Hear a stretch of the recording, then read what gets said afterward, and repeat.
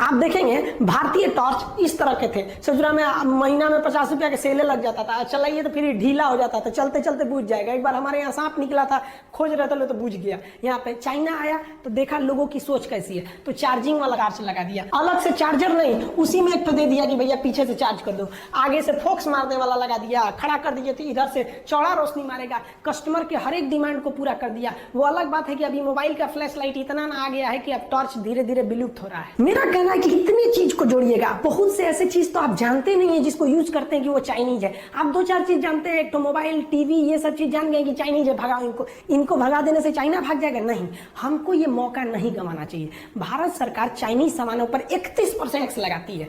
अब WTO थोड़ा दबाव बनाता है सरकार के ऊपर कि आप दूसरे के सामानों को आयात करने से नहीं रोक सकते हैं, आपकी पब्लिक रोक दे तो अलग बात है। तो इसमें हमारा काम है कि हम उसे रोके, लेकिन हमारी मजबूरी भी तो है, हमको उतना सस्ता सामान चाहिए। बहुत से लोग हैं जो नहीं अफोर्ड कर सकते हैं, जो गरीब लोग हैं वो मजबूरी में चाइना का इस्तेमाल करेंगे। उनको तो इतना नहीं पता है कि made in China, made in India कहाँ लिखा है, पढ़ने भी नहीं आता है। तो भारत सरकार को क्या करना चाहिए कि चाइनीज सामानों का जितना सब्स्टिट्यूट वियतनाम के पास है, ताइवान के पास, उससे आयात करना चाहिए और उन पर टैक्स को महज 5% कर देना चाहिए, जिससे कि उनके सामान सस्ते लगने लगेंगे, चाइनीज सामान महंगा लगने लगेगा। इसके टैक्स को 31 से बढ़ा के 41 कर देना चाहिए ताकि इसके सामान और महंगे हो जाए। जो बंदरगाह है जहां से विदेशी सामान आते हैं, वहां अपने अधिकारियों को गुप्त रूप से ट्रेनिंग दे देना चाहिए कि चाइनीज सामानों को ना इतना ना टॉर्चर कर देना, उसको जो उड़ीसा का सामान रहेगा तो जम्मू कश्मीर भेज देना, आसाम का रहेगा ससुरा को लुधियाना भेज देना, इतना टॉर्चर कर देना। इंडिया को कह दे कि भाई हमारे यहाँ यही सिस्टम है, ताकि उसको लेट किया जा सके। चाइना यही करता है अपने देश में, दूसरे देश की कंपनियों को घुसने नहीं देता है। और वियतनाम जो ताइवान से कंपनियां हैं उनको सहूलियत दीजिए। धीरे धीरे इंडिया के जो डिस्ट्रीब्यूटर हैं, होलसेलर, वो कहेंगे यार चाइनीज सामान छोड़ो यार, उन सबको ले आने में बड़ी माथापच्ची हो जाता है, उससे अच्छा ताइवान से लो, जब सेम रेट में मिल रहा है, वियतनाम से लो सेम रेट में मिल रहा है। चाइना तंग आ जाएगा, फिर चाइना आप पे दबाव बनाएगा। तो चाइना से कहना पड़ेगा भैया साफ देखिए कि भैया आप हमारे देश में बेचिए, नो डाउट बेचिए, हम आपको 31% की जगह 25% टैक्स लेंगे, 20% टैक्स लेंगे, लेकिन आप भारत में कारखाना खोलिए। भारत में कारखाना खोलेगा तो भारत को बहुत फायदा, जमीन भारत से खरीदेगा, यहीं से ईंटा उटा खरीद के बिल्डिंग बनाएगा, यहाँ जब उत्पादन करेगा तो भारत की GDP बढ़ेगी, यहाँ के लोगों को रोजगार मिलेगा।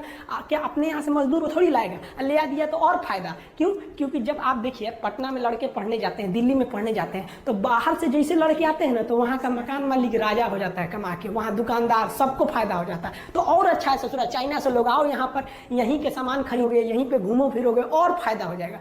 तो रोजगार वो यहीं से देगा, तो हमको और फायदा हो गया कि रोजगार मिल गया। और रोजगार जब मिलेगा तो हिंदुस्तान के लोग काम करने जाएंगे, तो उसकी टेक्नोलॉजी सीख लेंगे। हमारे यहाँ देखते हैं कोई हीरो होंडा की कंपनी में गैरेज में काम कर रहा था, 2 साल काम करके छोड़ा, अपना गैरेज खोल दिया, बहुत अच्छा है। चाइनीज कंपनी में काम किया, 2 साल काम करने के बाद अपना कंपनी खोल दिया। धीरे धीरे ऐसी टेक्नोलॉजी आएगी, चाइना ऐसे ही चुरा के लाया है अमेरिका से। इससे भारत के युवाओं में एक स्किल डेवलपमेंट होगा, और ये भारत की सबसे बड़ी कमी है। मान के चलिए कि किसी लड़के को वेल्डिंग सीखना है तो ITI में जाएगा, नहीं तो किसी वेल्डर के पीछे हेल्पर बनेगा। कोई ऐसी संस्था है जो केवल डेडिकेटेड हो वेल्डिंग सिखाने के लिए कि हाँ भैया आइए 1 महीना में हम आपको सिखा देंगे, आपको वेल्डिंग का सर्टिफिकेट देंगे? नहीं, उसके लिए 75 गो नियम कानून है। चाइना में ऐसा नहीं है, आपको जिस चीज का स्पेशलिस्ट बनना है आप वहां जाइए। लेकिन भारत में अगर आपको स्पेशलिस्ट बनना है तो या तो कॉलेज में जाइए, अगर अनपढ़ है, मजदूर टाइप के हैं, तो किसी के पीछे हेल्पर लगिए 2 साल तक, अब धीरे धीरे सीखिए। लेकिन चाइना ने क्या किया, एकदम स्किल्ड कर दिया। किसी को पेंटिंग सीखना है, उसका एक तो कॉलेज है भैया, इसमें आइए 1 महीना में पेंटिंग सिखा कर देगा, सर्टिफिकेट केवल पेंटिंग का। हमारे यहाँ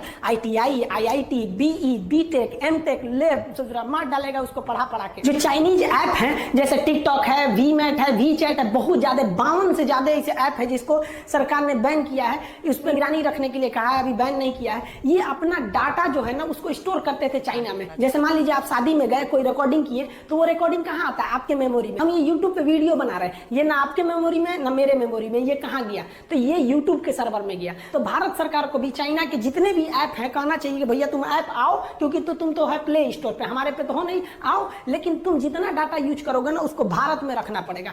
अब वो भारत में रखेगा तो उससे भारत में भी रोजगार बढ़ेगा और हमारे डाटा भी लीक नहीं हो सकते हैं। और धीरे धीरे उसको दबाव बना के धीरे धीरे पब्लिक ही छोड़ सकती है, क्योंकि WTO के नियम के हिसाब से गवर्नमेंट किसी पे जबरदस्ती बैन नहीं लगाएगी। चाइना के सामानों को बाइकआउट नहीं कराना है, उन ससुरों को मंगाना है और यहीं बनवाना है। ऐसा दबाव बनाना है कि अगर नहीं बनाएगा यहाँ पे, डायरेक्ट मंगाएगा ससुरा पे 40% टैक्स, और वियतनाम और ताइवान के सामानों को प्रीफर करेंगे। और बनाएगा तो भैया 20% टैक्स, बनाओगे तो तुम हमेशा के लिए मरोगे, आप भेजोगे तो डिस्टर्ब होकर मरोगे। मतलब चाइना ना तुमको कह आपके लेंगे।